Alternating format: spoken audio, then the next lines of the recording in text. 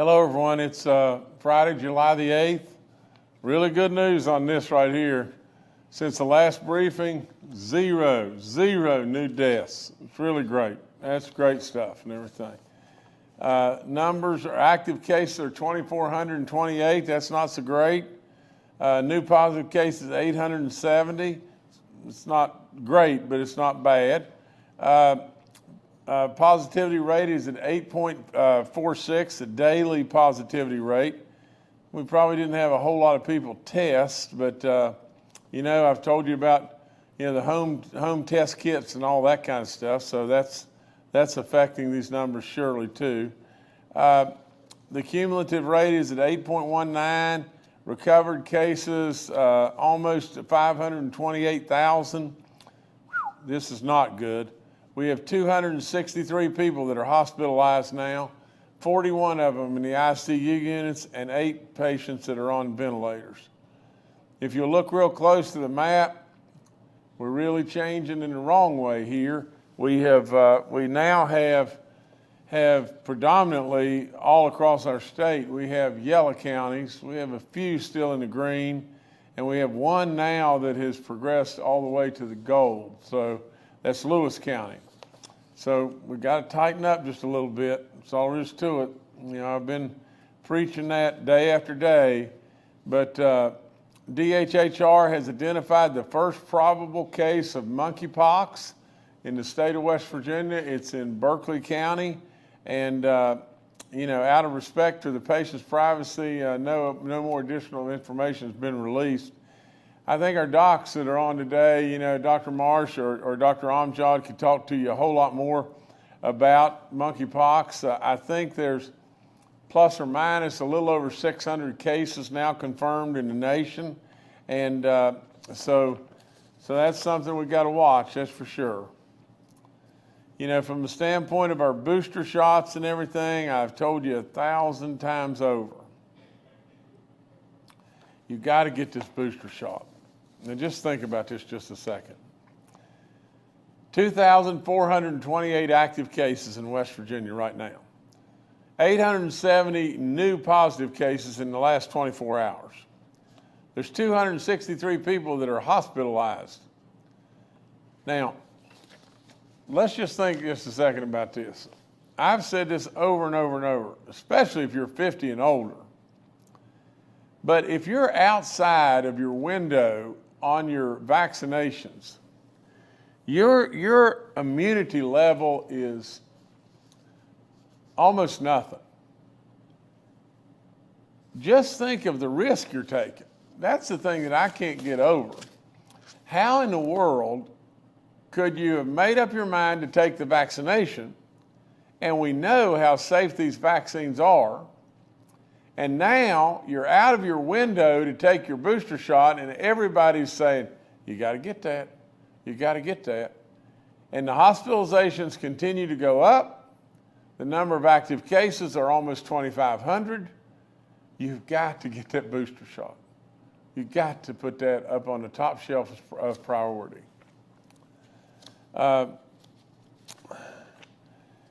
Let me go, I haven't done this in the last little while, but let me go over a couple of the numbers. In the state of West Virginia, now get this, we have a population of 1,792,000. We have almost 1 million people in West Virginia that are fully vaccinated.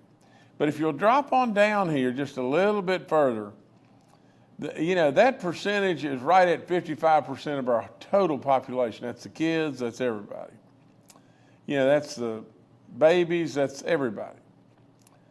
The people 18 years of age and older, we have 63% of those that are fully vaccinated. Not terrible bad, okay? From the standpoint of the 18 and olders that have had one dose, one shot, it's almost 73%.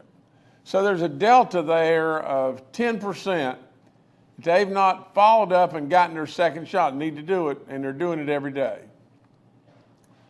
From the standpoint of our 50 and older, we're at 75% of our 50 and older, and that's pretty good. We want them all, but that's really pretty good. From the standpoint of the people that have had at least one shot, now just think about this. How does this make any sense at all? How does it make any sense? For the 50 and older folks that have had one shot, 84% of them have had one shot. The number that are fully vaccinated that haven't followed up is 75. There's 9% of those folks, and which is in excess of, let me get this straight, almost 70,000 people. If I'm correct in my math, I'm pretty good at math.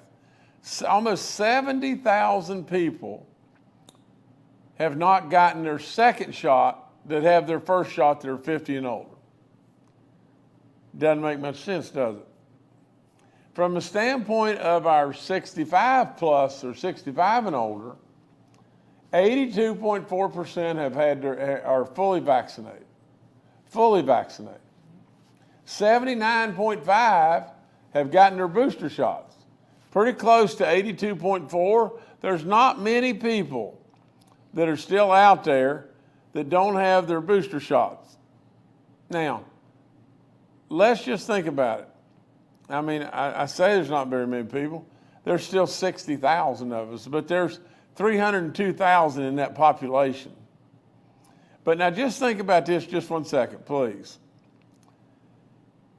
The number of 65 plus that has had at least one shot is 91.4%. It's identical to the 50 and older.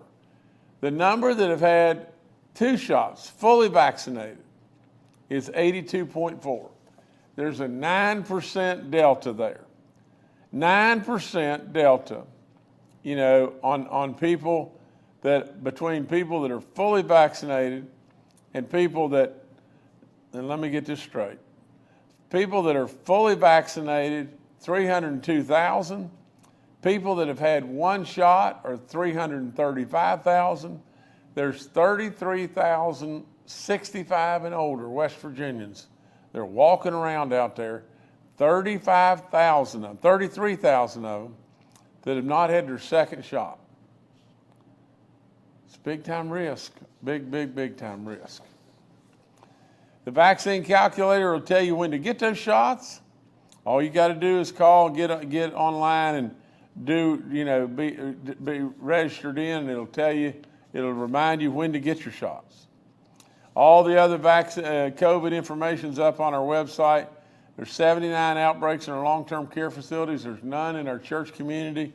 70 inmates and 26 staff cases in corrections.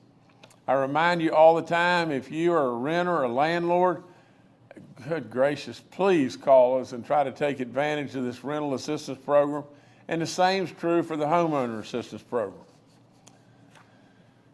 I remind you every time about giving blood. Check with your physician. Please do that. And if all's a go and everything, consider it. Just consider it. A couple of days ago, we announced unbelievable revenue numbers and surplus numbers in the state of West Virginia. $1.308 billion, is what we are above estimate. It's the most all-time record. It is unprecedented, unheard of. And I also announced at that time an income tax reduction. We did it to the very maximum that we could do it and provided by the ARPA restrictions. We can't do anymore. This is the maximum we could do. $254 million going back to our people and lowering the income tax across the board. Now, we're still tweaking it. From a standpoint, it will be a 10% income tax cut all across the board aggregately. Now, let's be fair. Let's be really fair. In the situation we're in, we got a lot of people out there hurting. We got $5 gasoline. We got groceries that are through the roof and everything else. And I blame 1,000% of that on the Biden administration. 1,000%. This country should be energy independent without any question, period. and absolutely all the different things that are going on across the world and everything, we have lost total control. We've got a flood of people coming across the borders, and why in the world we don't do something about it?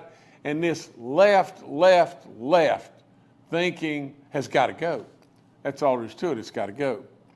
You know, our midterms are coming up, and it's going to be a tsunami. That's all there is to it. How in the world could they just sit idly by and say, bring the tsunami on? You know, it is completely beyond my comprehension. But with all of that, we now have in place, now it's got to go to our legislature. I'm surely very hopeful that we'll get a total cooperation and we'll get our income tax reduced because our people are hurting. And this is the fastest, easiest way to get money in their pockets. And we got to get this done. That's just plain all there is to it. And everybody's got their pet projects and maybe aspiring to the next office and going to use that pet project to ramp them right to the next office per se. Well, I've told you 1,000 times, told you on day one, I don't want anything. I'm here for the right reason, and that is to serve and to do the great stuff that I can possibly do for all the people of West Virginia. Now, from the standpoint of the tiering, let's just be fair again. How could it be fair, you know, for someone in the highest income bracket? And we want them here, don't we? We want those people so badly it's unbelievable because those people give us job opportunities like nobody's business. They are the job creators. We got to have them. We got to have them, so we want to recruit them in every way. But I don't see the fairness for us to go all the way down the scale to somebody that's fighting every day and, you know, and they're making $18,000 and we throw them a teeny bone. And the folks that are doing a whole lot better maybe could not take such a big bone. And so with all that being said, we're going to try to make this equitable for all of our people and to try to help all of our people, all the people that, you know, that we possibly can. So we're going to get that done. We're having a meeting here as soon as we get through with the briefing and everything. We've met. We've got a lot of different alternatives and everything, and this will be going up to the legislature real soon. Okay, I want to tell you about a young golfer, 16 years old, from Charlestown, West Virginia. His name is Argyle Downs, and Argyle is you know, so much of this, I just got to tell you this, but you know, there was a time that I was skinny and I had brown hair. And I played golf at Tennessee. I played golf for Marshall. I was captain of Marshall's golf team a couple of years. Now, with all that being said, of course, I some way grew out of the brown hair and some way packed on a whole lot of pounds. But I go back, you know, I think I was 15. I could have been 16. But I won the state junior amateur a couple times. Argyle won the state junior amateur.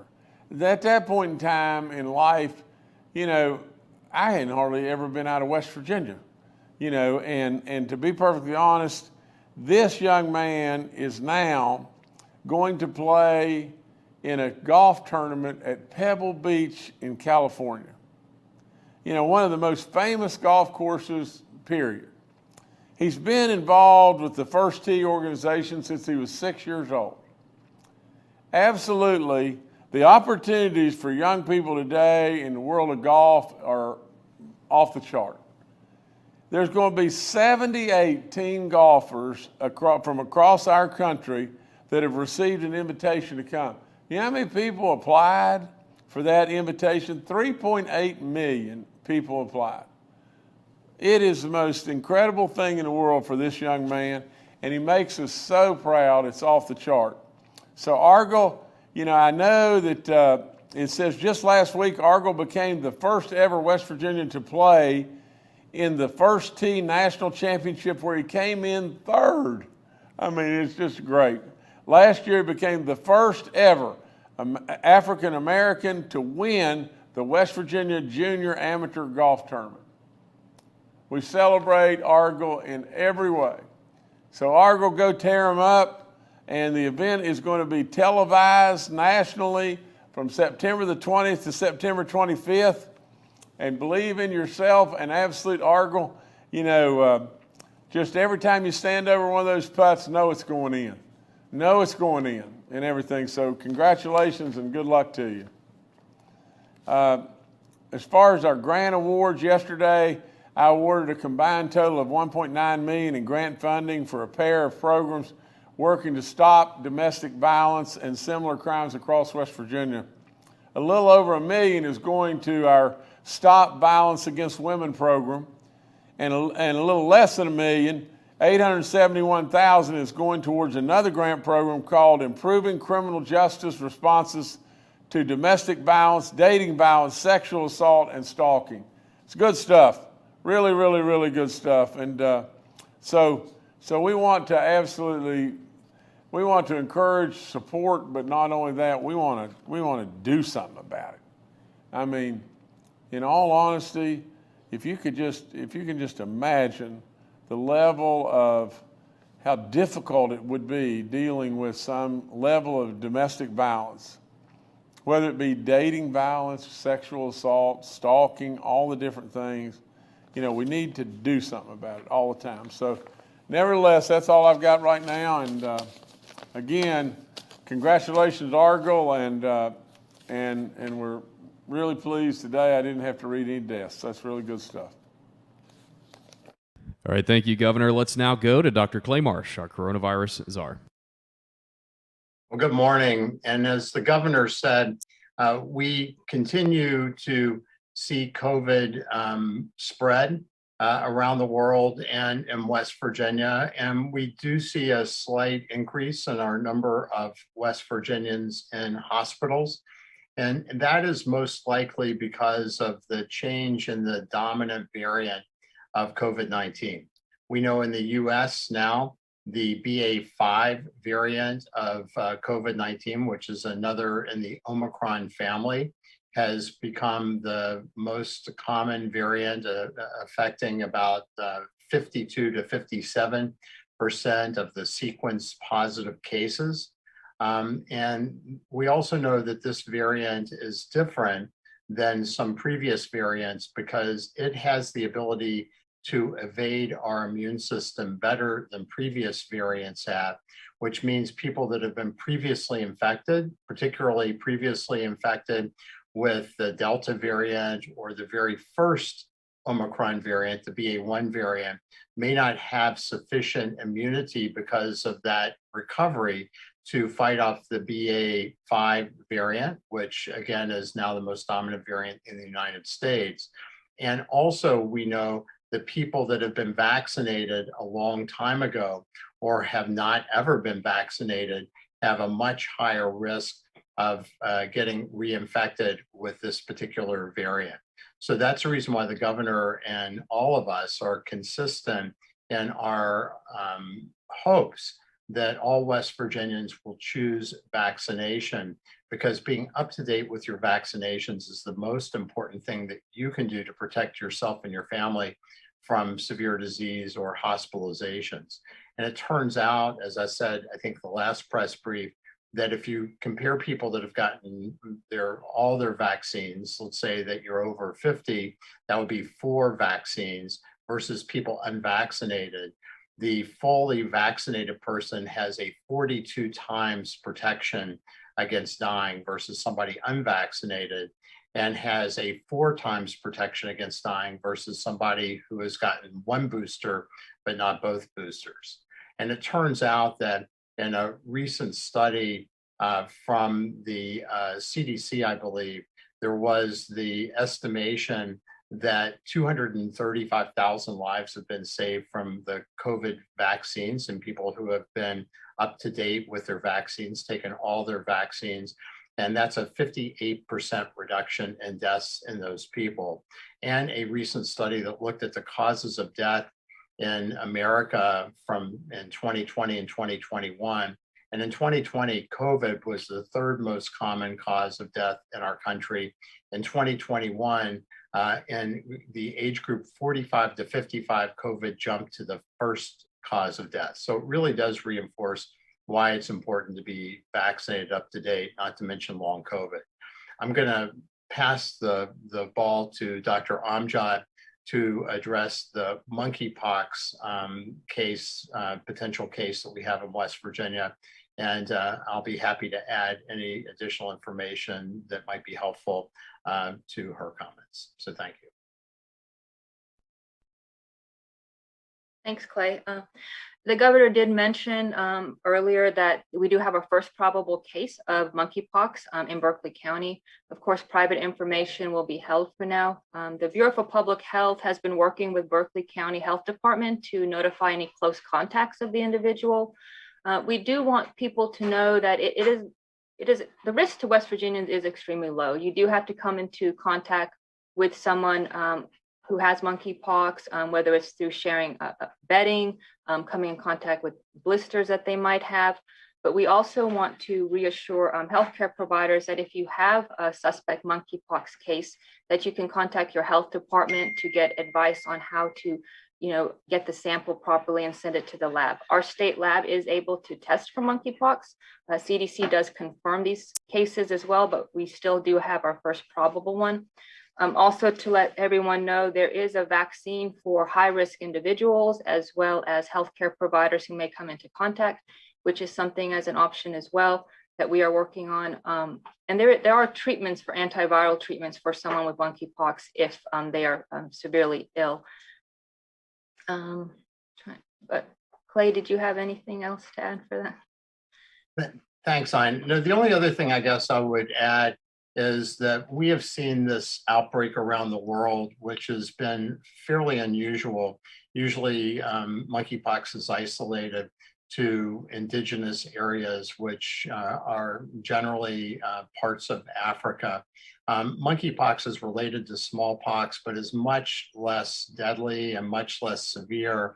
And in this current outbreak, which is now incorporates over 7,000 people around the world and over 600 people in the US, this is mostly, at this point, a male disease. About 99% of those that have responded to the assessment by the World Health Organization have been men. But as Dr. Amjad said, that you can get monkeypox if you become in contact with blisters or scarred areas, scabbed areas of the skin in somebody who may have monkeypox, or if you touch things that people with the illness have touched during their infectious period. So that's the reason why identifying close contacts is important. And currently of the 7,000 reported people, only 10, I believe, have been women and 25 have been healthcare providers. So it's important to make sure if somebody does present with what could be monkeypox, then you, as a healthcare provider, stay careful, wear protective equipment as you're assessing that person. But otherwise, I think you covered it well, Ayn, and I will throw it back to you or throw it back to Jordan. All right, well, thank you both. Secretary Bill Crouch is also joining us today and is available for questions. We'll now go to questions from members of the media. The first today from Steve Adams with Ogden Newspapers. Yes, Steve Adams of Ogden Newspapers here. As was brought up in regards to the income tax plan, it's very similar to House Bill 4007 that was passed by the House during this most recent legislative session. Very similar, doesn't even have triggers. I know that was said last time, but that bill doesn't have any triggers. It's literally almost the same plan that the governor that you presented here on Wednesday. But again, that passed the House and never got taken up in the Senate. Do you think there may be a repeat of that type of situation? Because talking to some members of the House, they seem supportive of what they've heard so far in regards to the plan, but Senate Republicans seem more inclined to pay attention and work on issues related to the property tax constitutional amendment. And I think they've even Senate President Craig Blair has even proposed doing a rebate in regards to vehicle property taxes instead of a personal income tax cut. Lawmakers I talked to had no heads up on your plan from Wednesday, though I know you said you're going to talk to him here in a little bit. So do you think you've got time between now and the end of the month when you want to see the special session happen to get members of the majority on board your plan? Thank you. Well, Stephen, there's several different facets to what your question and everything. I'll try to address them as fast as I can. But first of all, do I think we've got time? We should absolutely all here say, without question, we've got people that are hurting, and we need to really help them today. There are great similarities between this and the plan that the House came up with, and Chairman Householder, was the leader of that band and everything. There's great similarities, but there's differences too. If we go back a layer back, we had all kinds of triggers, and it was really complicated and everything. But the net of the whole thing is, at the time that the House, was heading down that path, per the ARPA restrictions and everything, we just couldn't head down that path. It was dead on arrival, because really and truly at that time, we didn't have the numbers that we have and we've vetted today, and we've absolutely run by BDO and everything else. Now, the net of the whole thing is just this, and you got to ask yourself just this, is, are people moving around, and this is pretty common, are people moving around and trying to position themselves to say, I want to run for governor, I want to be whatever, I want to be at the next office and whatever. You've got a lot of people that are running through this building and everything thinking about, where can I go next and everything. But the net of the whole thing is just exactly just this. Is there anything? We can say, well, we're going to lower the property taxes on automobiles, or we're going to do this, we're going to do that. All of us want to do all these things, but is there anything today that has the appeal that lowering your personal income tax has? There's no way. And at the end of the day, if they say, no, we don't want to do that and everything, then that's on them.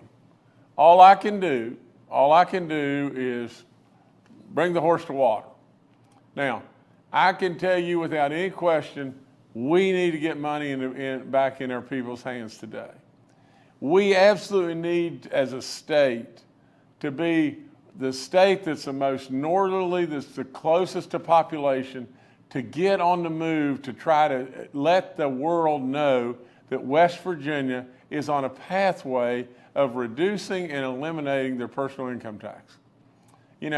We can come up with all these things that we can get on a soapbox and say, look what I did, elect me. Well, I'm not ever saying that, because, at the end of the day, I don't have anywhere to go other than just to try to bring more and more and more goodness to our people. There is no soapbox here.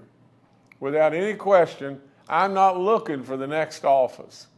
I am telling the people of West Virginia without any question, and I've been the one to shepherd an awful lot of the stuff that we've done, without any question, this is the right move.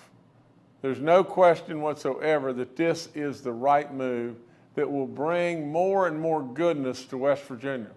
And it's a move that really we can do now. And we can come up with a million different, wrinkles and everything and say, this is what the House is doing before. There is many more things that we need to be looking at as we go forward.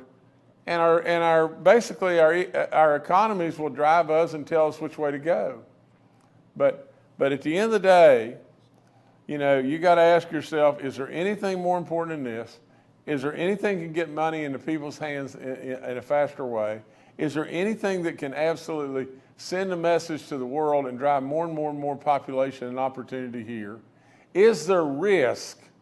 Is there a level of risk in trying to just, in my opinion, pass something that, for the flattery of passing it, and then have no backstop, as we go forward, what is the backstop if things turn down just a little bit? You know, we're telling our counties and all the folks that we're going to underwrite all this. You know, what if things get tough? What if things get really tough? Right now, our counties and everything have a guaranteed income stream. You know, we're going to give that up. We're going to give that up and basically bet on the come. Just bet on what's about to happen. We don't know what's about to happen. You know, that's the very thing. I have tried to mind the store in every way as best I can. If they don't want to do it, they don't want to do it. You know, I'll just sit back and say, told you what the right thing is to do. And really and truly, at the end of the day, you know, if we start sliding backwards, you know, anybody that's got a memory can think of exactly when I walked in this door. And when I walked in this door, we had majorities in the House and the Senate. And when I walked in this door, we were in real trouble, real trouble. And we've come a long ways because we have looked after the store, and we've looked after the store the way it should be. We've looked after these dollars that have come into West Virginia from the federal level in the right way. We've not had any pet projects and everything. We've done what we were supposed to do. I can't do any more. I can't do any more than say, this is the move we ought to make. If they don't want to do it, well, they don't want to do it, you know. And so, but it's a big time wrong move, and I think politically driven in lots and lots of ways. But you don't have it with me. All right, thanks, Steve. Next to Charles Young with WV News. Hi, this is Charles Young with WV News.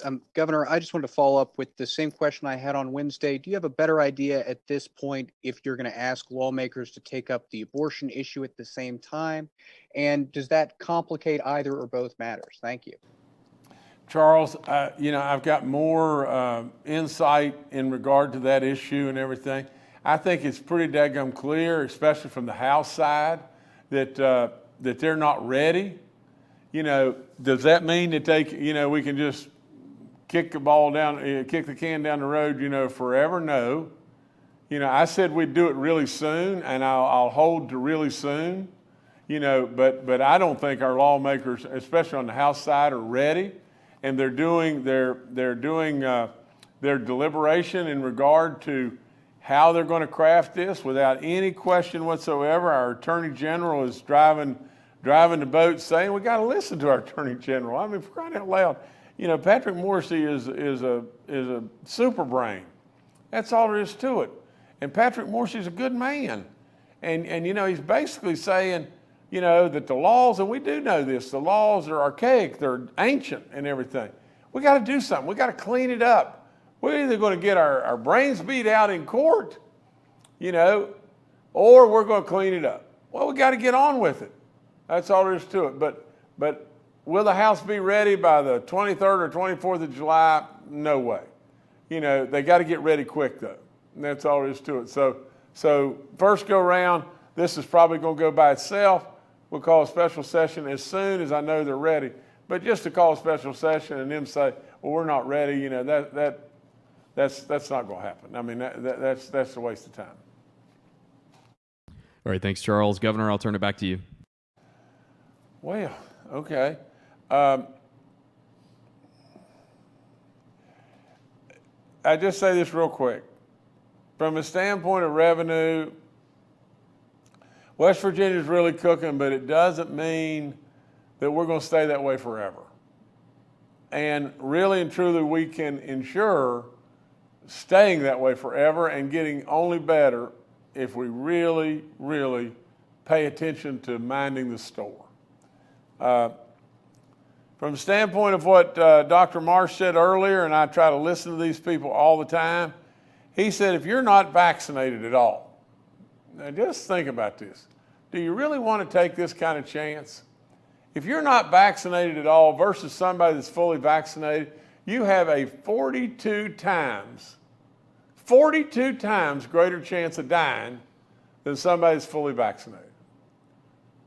Now, Now, I didn't say that. Dr. Marsh said that. The coronavirus czar, the guy that is the brain of brains, 42 times greater if you're not vaccinated versus people that are vaccinated of dying. Got to think about that. You got to just think about it. He has nothing at stake here other than you. Nothing to benefit from other than you. And he is a super brain. And he is saying 42 times greater chance of dying if you're not vaccinated versus people that are vaccinated. Got to think about it. Now, I watch them. Whether it be Secretary Crouch or Dr. Amjad or Dr. Marsh or General Hoyer or whomever. I watch them. I watch them all the time, and I pay close attention to them.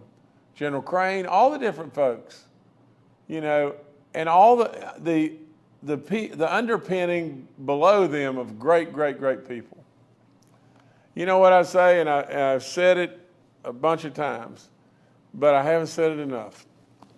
How blessed are we to have them? Just think about it.